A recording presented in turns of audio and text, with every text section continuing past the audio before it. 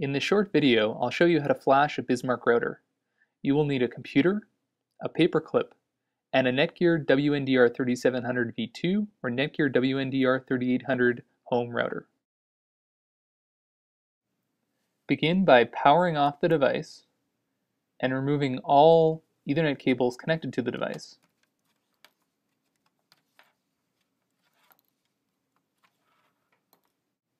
Plug a single Ethernet cable into port 1 of the router. Plug the other end of the Ethernet cable into your computer. Next, partially straighten a paperclip as shown here.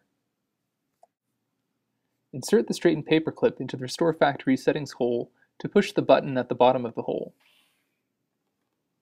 While you're holding the paperclip, turn on the power on the router and keep holding the paperclip. The power light on the router will first turn amber, and you must keep holding the paperclip until the light turns slow blinking green. The light will transition from solid amber to blinking amber, and then for a short period to solid green, and then to slow blinking green.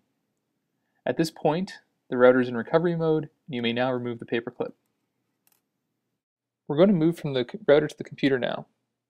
Begin on a Mac at least by opening up System Preferences and going to the Network panel, selecting the Ethernet interface that the router is connected to. We're going to set it to be configured manually with an IP address of 192.168.1.2 and a subnet mask of 255.255.255.0. Click Apply. We will now go to the terminal to confirm that this is configured properly. Ping the address of the router, that's 192.168.1.1, and see that you receive some pings back. The pings will not be correctly formed, but the fact that you received a ping means it's configured correctly.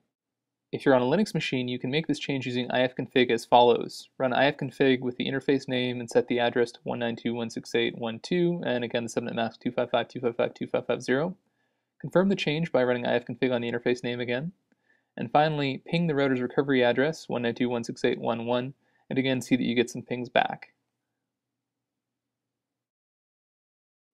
We now need to get the firmware to put on the router. We'll do this by launching a web browser, going to github.com/projectbismark/projectbismark/wiki, and following the instructions to locate the appropriate firmware for this router, and copying the URL for the firmware. We will then head back to the terminal and use wget to download the URL. We will now use TFTP to install the firmware on the router. We'll TFTP to 192.168.1.1. We'll put TFTP into binary mode, and then we'll put the file name that we just downloaded. You can copy and paste the file name and then hit enter. TFTP will indicate success by saying sent a number of bytes, at which point you can type quit and hit enter to quit TFTP. Now let's go back to the router. As you can see in the overlay here, when we start the TFTP put, the power LED on the router will go out, and this indicates the firmware flashing process has begun. After several minutes, the router's power LED will begin cycling rapidly between amber and green, indicating the firmware upgrade process is underway. Several minutes after this, the router will reboot, as indicated by a solid amber LED. Throughout this process, do not interrupt power to the router. After this, the router will transition from solid amber to a fast blinking green power LED, which means that the router is configuring itself after its first boot. Finally, the power LED will turn solid green, indicating that the firmware upgrade was successful and the router is ready. If the wireless radios do not come up immediately, push the wireless radio power button once or twice to enable them. You will know that the wireless radios are on when the 2.4 GHz and 5 GHz LEDs illuminate.